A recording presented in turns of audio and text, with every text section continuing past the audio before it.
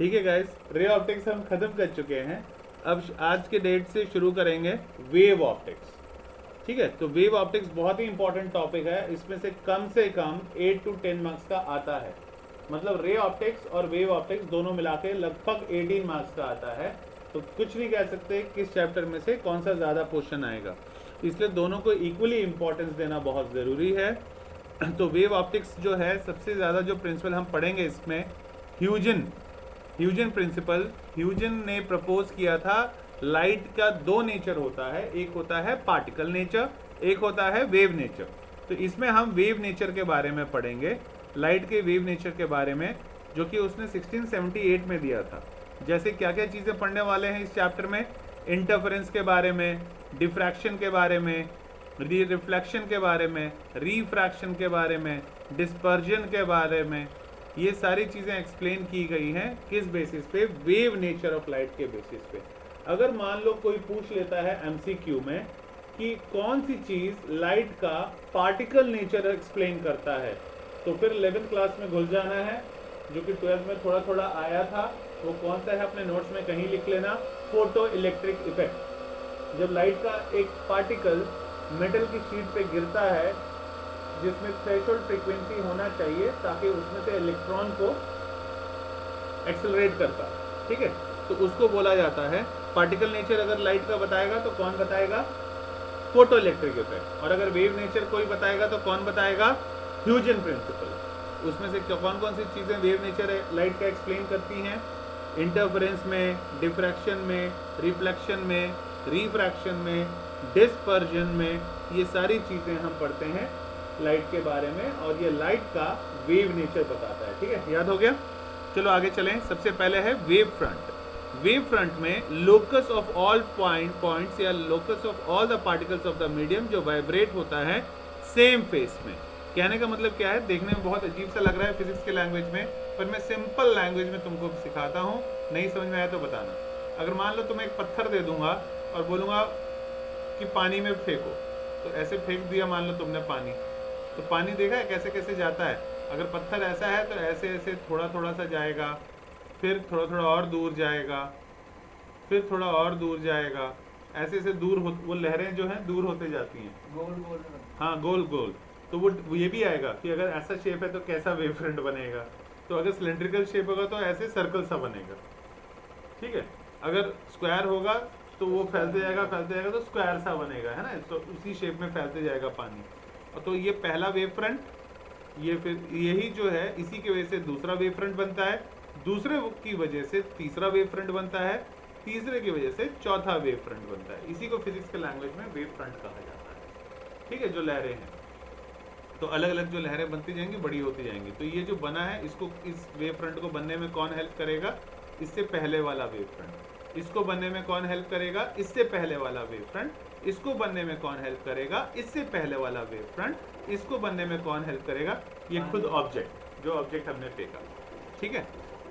और उसके बाद शेप पे डिपेंड करता है। अगर प्लेन सा है कोई चीज़ फेंकेंगे तो प्लेन वेव फ्रंट बनेगा। सिलेंड्रिकल शेप का है तो सिलेंड्रिकल भी बन सकता है, सर्कल है तो सर्कुलर या स्फेरिकल भी बन सकता है। तो वो डिपेंड करता है ऑब्जेक्ट का शेप कौन सा है। जैसा ऑब्जेक्ट का शेप होगा, वेव फ्रंट का शेप भी उसी के अकॉर्डिंगली बनेगा, ठीक है, समझ में आ गया। उसके बाद है कोहेरेंट सोर्स। कोहेरेंट मतलब क्या होता है, सेम, एक ऐसा लाइट जिसकी वेवलेंथ सेम है। ट्रायंगल सा फेंकेंगे फिर क्या करेंगे? वो फेंक के देखना पड़ेगा बेटा, क्योंकि ट्रायंगल जब फेंकोगे तो डिपेंड करता है ना। पहली बात तो ट्रायंगल फेंकोगे तो वो भी, अगर सिर्फ ट्रायंगल बोल रहे हो तो ट्रायंगल अगर ऐसा है वो फेंकोगे तो ऐसे प्लेन बनेगा, तो वो ट्रायंगल की तरह ही बनेगा। और अगर वो क्यूबॉइडल टाइप या पिरामिड टाइप का ट्रायंगल होगा तो फिर उसके स्क्वायर टाइप का बनेगा। तो वो डिपेंड करता है कि कौन सा एंड पानी में गया नीचे, उस पर डिपेंड करेगा, ठीक है। उसके बाद है कोहेरेंट सोर्स, मतलब होता है अगर मान लो दो सोर्स ऑफ लाइट है, वो दोनों आपस में कोहेरेंट कब कहलाएंगे, अगर वो लाइट वेव जो दे रहे हैं उनका वेवलेंथ सेम है, तो हम बोलेंगे कि दोनों ही लाइट आपस में क्या है, कोहेरेंट है, ठीक है। कोहेरेंट मतलब दोनों की वेवलेंथ सेम रहेगी, ओके। तो अगर मान लो दो लाइट अगर मैंने दे दिया, यहाँ से कोई लाइट मैंने फेंका, यहाँ से भी कोई लाइट फेंका, तो इसकी अगर वेवलेंथ है λ1, इसका अगर वेवलेंथ है λ2, तो कंडीशन क्या है कि दोनों ही वेवलेंथ सेम होना चाहिए। कहने का मतलब इसका भी वेवलेंथ लैम्डा ही होना चाहिए और इसका भी वेवलेंथ लैम्डा ही होना चाहिए। तो वो दोनों लाइटों को मैं क्या बोलूँगा, कोहेरेंट सोर्स ऑफ लाइट। उसके बाद नॉन कोहेरेंट कौन से होंगे? नॉन कोहेरेंट वो वाले सोर्स ऑफ लाइट होगा जिसका दोनों का वेवलेंथ अलग अलग होगा। मान लो एक रेड लाइट का मैंने दिया, उसका लैम्डा 1 था, और एक जो था कोई दूसरा कलर दे दिया, मान लो अगर मैंने दूसरा कलर दे दिया उसका लैम्डा 2 था, तो इस केस में दोनों का जो वेवलेंथ है वो आपस में इक्वल नहीं होगा। तो वेवलेंथ अगर दोनों का इक्वल नहीं है या फ्रीक्वेंसी दोनों का इक्वल नहीं है, तो फिर मैं बोलूँगा वो दोनों कौन से सोर्सेज थे, non coherent source of light था। ठीक है, तो ये इंपॉर्टेंट है, आई होप तो समझ में आ गया होगा। अब बात करते हैं डिफ्रैक्शन। तो डिफ्रैक्शन क्या चीज़ होती है? डिफ्रैक्शन मतलब होता है एक तरह से रिफ्रैक्शन।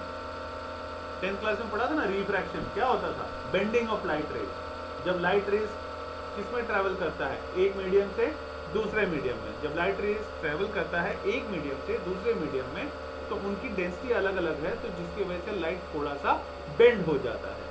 उसी बेंडिंग को बोला जाता है डिफ्रैक्शन, या फिर बचपन में जब इसी प्रॉपर्टी को पढ़ते हैं तो नाम किस नाम से पढ़ा जाता है? रिफ्रैक्शन। तो ये मत डरने की बिल्कुल भी ज़रूरत नहीं है कि अगर रिफ्रैक्शन क्या है, डिफ्रैक्शन। बस ये है कि जो अगर डिफ्रैक्शन है तो लाइट जो बेंड होता है वो कॉर्नर पे होता है, ऑब्जेक्ट के कॉर्नर से थोड़ा सा बेंड होता है, तो उसी को बोलते हैं डिफ्रैक्शन। और ये सबसे पहले किसने ऑब्जर्व किया था? गैब्रियल ने किया था। ठीक है, तो गैब्रियल ने किया था ये ऑब्जर्वेशन। ये कोई नहीं पूछने वाला तुमसे, तुम बस ये याद रखो कि डिफ्रैक्शन मतलब क्या होता है? Bending of light around the corner of an object या फिर अपर्चर, उसको कहा जाता है डिफ्रैक्शन ऑफ लाइट। उसके बाद गैब्रियल ने दिया था, पहला इंसान था जिसने ये डिफ्रैक्शन ऑब्जर्व किया था। उसके बाद है फ्रेंसेल डिफ्रैक्शन। तो ये फ्रेस्नेल डिफ्रैक्शन जो है ये भी इंपॉर्टेंट है, ये आएगा इसका derivation D lambda upon D वाला। इन दोनों का ही स्टडी है तुम्हारे में। तो फ्रेंसेल डिफ्रैक्शन मतलब है जब सोर्स ऑफ लाइट कहीं इन्फिनिटी डिस्टेंस से आ रही है, बहुत दूर से लाइट आ रही है, ठीक है, फिर वो किसी छेद के अंदर जाएगी, तो और फिर लाइट जो है वो थोड़ा सा बेंड हो जाएगा, तो उसको बोलेंगे फ्रेंसेल डिफ्रैक्शन। ठीक है, तो फ्रेस्नेल डिफ्रैक्शन। उसके बाद है फ्रॉनहोफर। तो फ्रॉनहोफर ने जब एक्सपेरिमेंट किया उसी को, तो कैसे किया? जब सोर्स ऑफ लाइट जो है वो इनफाइनाइटली, मतलब कहीं इन्फानाइट पे सोर्स ऑफ लाइट है, कहीं बहुत उससे भी दूर से आ रही है, मतलब हमें नहीं पता कहाँ से आ रही है, तो फिर उसके बाद लाइट जो है थोड़ा सा बेंड हुआ, तो वो जब प्रॉपर्टी पढ़ेंगे लाइट का, तो उसी को किस नाम से पढ़ेंगे? फ्रॉनहोफर्स डिफ्रैक्शन। ठीक है, कहने का मतलब क्या है? देखो, अगर मैं बोलता हूँ कि यहाँ पे लाइट, मान लो अगर मैं बोलता हूँ कि यहाँ पे लाइट, ये स्क्रीन है, मान लो ये छेद है, सिंगल भी छेद कर सकता था, डबल। अगर मान लो दो वेवलेंथ है, अगर कहीं ऑब्जेक्ट मेरा एक पर्टिकुलर डिस्टेंस पे है, पर्टिकुलर डिस्टेंस को क्या बोला जाता है? Finite distance. ठीक है, पर्टिकुलर डिस्टेंस पे यानी फाइनाइट। और उसके बाद ये लाइट बेंड कहाँ होके कहाँ कहाँ जा रही है और स्क्रीन पे अपना इमेज बना रही है, जब इसके बारे में पढ़ेंगे तो ये किसने एक्सप्लेन किया था? फ्रेंसेल ने किया था। और अगर मान लो यही सोर्स ऑफ लाइट कहीं दूर से आ रही होती, मतलब हमें नहीं पता कहाँ से आ रही है, इन्फिनिटी से आ रही है, और उसके बाद लाइट कैसे कैसे बेंड हो रही है, उसके बारे में जब पढ़ेंगे तो वो वाली पढ़ाई किसमें पढ़ेंगे? फ्रॉनहोफर्स डिफ्रैक्शन में पढ़ेंगे। ठीक है, तो पता होना चाहिए जब दोनों चीज़ें करेंगे तो भाई दोनों में कंडीशन ऑफ क्या है कि लाइट कहाँ कहाँ से आ रही है। एक में जो आ रही है एक पर्टिकुलर डिस्टेंस से आ रही है, और एक में लाइट जो आ रही है वो इन्फाइनाइटली सितारों से आ रही है, जो मतलब वो डिस्टेंस हमें नहीं पता है। ठीक है, समझ में आ गई बात? चलो आगे चलें। अब है इंटरफेरेंस। इंटरफेरेंस भी इंपॉर्टेंट टॉपिक है, लाइट का इंटरफेरेंस, यानी लाइट का रीडिस्ट्रीब्यूशन कैसे होता है या एनर्जी का किसी भी मीडियम में, जब एक के ऊपर एक लाइट वेव सुपर इम्पोज हो जाती है। तो ठीक है, जो कोहेरेंट सोर्स है, मान लो एक पॉइंट है, मतलब एक वॉल में मैंने गोल गोल सा एक निशाना बना लिया, ठीक है, उसके बाद मान लो खुशबू जो है वो रेड टॉर्च लेके मार रही है रोशनी उसमें। अब तनु आई, बोली मैं भी अपना टॉर्च से रोशनी वहीं मारूंगी, तो रेड का तो वेवलेंथ सेम ही है, तो फिर तनु ने भी टॉर्च ऑन किया और रेड लाइट उसी पॉइंट पे जो मैंने एरिया सर्कल बनाया हुआ है वॉल पे, वहीं पे मारा। फिर मान लो फिर राहुल आ गया, फिर वो बोल रहा है अरे मैं भी मारूंगा, फिर वो अपना टॉर्च रेड वाला ले लिया, उसने भी वहां मारा। फिर दीपक आया, फिर उसने बोला मेरे पास भी रेड टॉर्च है, मैं भी मारूंगा। तो फिर दीपक ने भी मारना शुरू कर दिया। फिर मैं बोलूँगा अच्छा तुम सारे जो है रोशनी मार रहे हो उस पॉइंट पे अपने अपने गन से, रेड गन से, मैं भी रेड गन ले आता हूँ अपना, फिर मैं भी उस रोशनी उस पर्टिकुलर पॉइंट पे मारूंगा। तो टेक्निकली सोचो क्या होगा, जो रेड लाइट की इंटेंसिटी है बढ़ जाएगी। रेड रेड रेड वो पॉइंट एकदम रेड ही रेड दिखेगा। मतलब जितना एक ही वेवलेंथ की लाइट एक दूसरे के ऊपर सुपर इम्पोज होते जाती है, वैसे वैसे उसकी इंटेंसिटी भी बढ़ती जाती है। ठीक है, हाँ इंटेंसिटी कम कैसे होगी, मान लो दीपक आया बोलता है मैं तो रेड नहीं मारूंगा, मैं तो येलो वाली लाइट मारूंगा इस पे। तो मान लो वो येलो लाइट मार रहा है दीपक, आशीष बोला अच्छा मैं तो ग्रीन मारूंगा, तो वो ग्रीन लाइट मार रहा है उसी पॉइंट पे, और हमारा तो रेड मतलब पहले जितना वो डार्क डार्क दिख रहा था अब क्या होगा, इंटेंसिटी कम हो जाएगा। तो कहने का मतलब क्या होगा, इंटरफेरेंस कम हो जाएगा, मतलब माइनस हो जाएगा दोनों का। ठीक है, अब अगर मैं तुम्हें फिजिक्स की लैंग्वेज में बताऊं, फिजिक्स की लैंग्वेज में अगर मैं बताऊं सुपर इम्पोजिशन क्या होता है, तो ध्यान से समझना, तुरंत समझ में आ जाएगा। मान लो एक आया, उसने लाइट जो दी उस इस फ्रिक्वेंसी में आई, उसका वेवलेंथ इतना था, ठीक है, λ1, यहाँ से लेके यहाँ तक λ1 था, है ना, एक क्रेस्ट से लेके दूसरे क्रेस्ट तक का डिस्टेंस। उसके बाद फिर कोई आया, अगर मान लो कोई और आया, उसने भी अपना सेम यही फ्रीक्वेंसी वाला लाइट था, उसके पास भी ग्रीन, उसने भी वही वेवलेंथ जो है सेम सेम दिया, तो दोनों ने सेम सेम दिया। अगर यहाँ से लेके यहाँ तक λ2 था, ये λ1 था मान लो, ठीक है, तो दोनों के बाद दोनों की वेव का क्या होगा, दोनों का जो वेवलेंथ है वो क्या हो जाएगा, इंक्रीज हो जाएगा। कहने का मतलब अगर मान लो यहाँ से यहाँ 2 मीटर था, तो यहाँ से यहाँ कितना हो जाएगा, नया जो वेवलेंथ बना λ3 बना दोनों का, वो बढ़ जाएगा। और क्या बढ़ जाएगा, ये पोर्शन एम्पलीट्यूड भी बढ़ जाएगा। तो अगर दोनों का वेवलेंथ सेम होगा तो ये चीज़ बढ़ जाएगी। लेकिन अगर मान लो दो लोग आए और दोनों की फ्रीक्वेंसियाँ अलग अलग थी या वेवलेंथ अलग अलग था, कहने का मतलब एक का आ रहा था ऐसे ऐसे और दूसरा जो लाया वो ऐसे ऐसे, उसकी फ्रीक्वेंसी अलग थी लाइट की, तो ये दोनों जब मिलेंगी तो उसके बाद क्या होगा, वेवलेंथ कम हो जाएगा, ठीक है, कम कम रह जाएगा, एम्पलीट्यूड भी कम हो जाएगा, इंटेंसिटी भी कम हो जाएगी। समझ में आ गया, नॉर्मल लैंग्वेज में इंटेंसिटी कम हो जाएगी, फिजिक्स के लैंग्वेज में वेवलेंथ भी कम हो जाएगा और एम्पलीट्यूड भी कम हो जाएगा। ठीक है, जो कि हमने 8th क्लास में पढ़ा था साउंड में, पिच में, है ना, साउंड एंड पिच में, राइट। तो इंटरफेरेंस समझ में आ गया होगा, होप सो। उसके बाद नेक्स्ट, नमस्ते बेटा, उसके बाद है बेटा, अगर मान लो क्रेस्ट, जो अभी मैंने समझाया वही चीज़ है कि अगर वेवलेंथ कम हो गया तो वो लाइट कैसा हो जाएगा, ब्राइट हो जाएगा, मतलब थोड़ा जो गाढ़ापन था, जो डार्कनेस था वो कम हो जाएगा, तो फिर ब्राइट लाइट मिलेगा हमें। और इसी को बोला जाता है, जो मैंने 2 चीज़ें समझाई है जिसमें वेवलेंथ बढ़ गया था उसको बोला जाता है कंस्ट्रक्टिव इंटरफेरेंस, और जिसमें लाइट कम हो गया था, फ्रीक्वेंसी कम हो गई थी, वेवलेंथ कम हो गया था, उसी को फिजिक्स की लैंग्वेज में कहा जाता है डिस्ट्रक्टिव इंटरफेरेंस। यानी जिसमें वेवलेंथ बढ़ जाएगा उसको बोलेंगे कंस्ट्रक्टिव इंटरफेरेंस, और जिसमें वेवलेंथ कम हो जाएगा उसको बोलेंगे डिस्ट्रक्टिव इंटरफेरेंस। ठीक है, इंग्लिश में कैसे लिखना है देख लेना है, ओके। अब उसके बाद नेक्स्ट फिनोमिना या नेक्स्ट रूल जो हम पढ़ेंगे वो है डिस्पर्जन। डिस्पर्जन मतलब क्या होता है, टूटना। तो डिस्पर्जन मतलब टूटना होता है। नेक्स्ट डिस्पर्जन, डिस्पर्जन क्या होता है, मान जैसे प्रिज्म ले लो, उसमें जब लाइट आती है एक सिंगल वेवलेंथ की, तो एक सिंगल वेवलेंथ की जब लाइट आती है तो उसके बाद फिर क्या होता है, प्रिज्म के अंदर से गुजरता है, मीडियम चेंज हुआ और वो स्प्लिट हो जाता है 7 कलर्स में, 7 constituent colours according to their wavelength. जिसकी ज़्यादा है वेवलेंथ वो ज़्यादा डिफ्रैक्ट नहीं होगा, जिसकी कम है वो ज़्यादा डिफ्रैक्ट हो जाएगा। तो ज़्यादा डिफ्रैक्शन नहीं होगा, ज़्यादा प्रॉब्लम नहीं होगा, तो उसकी रेंज ज़्यादा होगी या उसका वेवलेंथ ज़्यादा होगा। तो VIBGYOR according to the VIBGYOR वो स्प्लिट हो जाता है। सबसे कम एंगल कौन बनाता है, रेड वाला लाइट सबसे कम एंगल, और सबसे ज़्यादा एंगल कौन बनाता है, वायलेट। तो वायलेट जो है सबसे ज़्यादा जो है टर्न होता है या डिविएट करता है, रेड ज़्यादा डिविएट नहीं करता, इसलिए ज़्यादातर जो है ट्रैफिक सिग्नल में या डेंजर साइन दिखाने के लिए या किसी को इंडिकेशन रेलवे स्टेशन में दिखाने के लिए कौन सा कलर यूज़ किया जाता है, रेड कलर यूज़ किया जाता है। ठीक है, उसके बाद बड़ा refraction of light. Refraction of light तो क्या मतलब है, रिफ्रैक्शन मतलब होता है वही जब लाइट का पाथ चेंज हो जाता है, जब वो एक मीडियम से दूसरे मीडियम में जाता है तो उसको बोलते हैं रिफ्रैक्शन। और याद रहना चाहिए कि अगर रेयर टू डेंसर मीडियम में लाइट जा रही है तो बेंड होता है किस तरफ, टुवर्ड्स द नॉर्मल। और अगर डेंसर से रेयर मीडियम में जाएगा लाइट तब वो किस तरफ टर्न होगा, away from the normal. Very good. उसके बाद नेक्स्ट है बेटा पोलराइजेशन ऑफ लाइट। पोलराइज करना कितना खतरनाक वर्ड है, इस पे बहुत न्यूमेरिकल्स भी हैं और मतलब एकदम घुमा के है, पर मैं अगर नॉर्मल लैंग्वेज में बताऊं तो लाइट को एक डायरेक्शन देना, उसी को बोला जाता है साइंस के लैंग्वेज में पोलराइजेशन करना। फॉर एग्जाम्पल अगर मान लो पहले एक खेल खेलते हैं, मान लो एक पेपर ले लिया, पेपर में मैंने है ना थोड़ा सा कट कर दिया रेक्टेंगल शेप में, रेक्टेंगल शेप काट के निकाल दिया।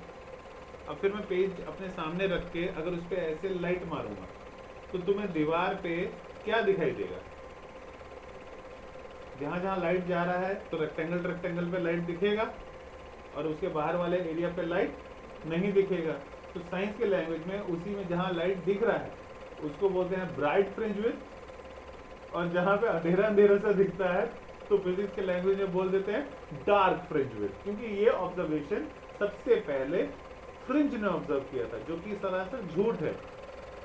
ऑब्जर्व तो सभी ने किया था, पेटेंट उसने अपने नाम पे करा लिया। जैसे कि आप इसके आगे हाथ करोगे उसमें। हाँ बिल्कुल बेटा, तुमको भी पता है, लेकिन सबसे पहले फ्रिंज ने कर दिया था, इसलिए उस बैंड को डार्क बैंड लाइट बैंड के नाम से अब हम पढ़ते हैं फिजिक्स में। तो उसमें डरना नहीं है बिल्कुल भी, बिकॉज उन चीज़ों के बारे में तुम्हें पहले से ही पता है। ठीक है, जहाँ अंधेरा अंधेरा या छाया छाया दिखा तो वो डार्क बैंड कहलाता है फ्रिंज विड्थ का, और जहाँ लाइट लाइट दिखा वहाँ पे ब्राइट फ्रिंज विड्थ कहलाता है। ठीक है, अच्छा कई बार कई लोग जो है बहुत स्मार्ट होते हैं, लाइट को सही से डायरेक्शन में, जहाँ पहले सबको पता है कि लाइट ट्रैवल करती है स्ट्रेट लाइन में, है ना, रेक्टिलिनियर मोशन होता है। मान लो कभी कभी लाइट जो है इधर उधर सीधी टेढ़ी सी पड़ रही है और मैं चाहता हूँ कि वो सीधे जाए, फिर एक प्रिज्म जैसा यूज करते हैं। वो कौन सा प्रिज्म होता है, निकल प्रिज्म, तो निकल का बना होता है। तो निकल प्रिज्म को वहाँ डाल देते हैं, उसके बाद में आते हैं तो लाइट एकदम सीधी जाती है, इन लाइट की इंटेंसिटी बढ़ जाती है और एकदम यूनिडायरेक्शनल जहाँ पहुँचना होता है वहीं पहुँचती है। बिल्कुल सही बेटा, जैसे कि लेजर लाइट देखा होगा, उसमें जो यूज़ करते हैं छोटा सा पोलराइजर यूज़ करते हैं, या दूसरे लैंग्वेज में उसी चीज़ को क्या कहा जाता है, पोलराइड।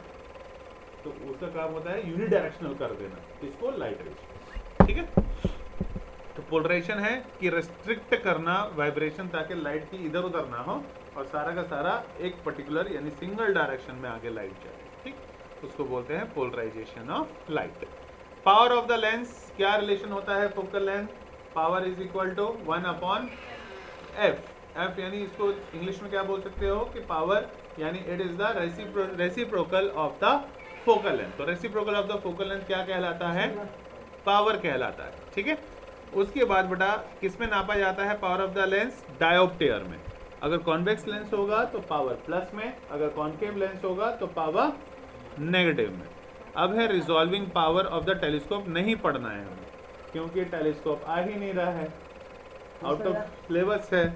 तो आउट ऑफ सिलेबस है तो हमें नहीं पढ़ना, फिर भी अगर है मैं बता दूं, रिजॉल्विंग पावर होता क्या है, किसी भी चीज़ को आप कितने टाइम्स बड़ी देख पा रहे हो उसी को बोला जाता है रिजॉल्विंग पावर।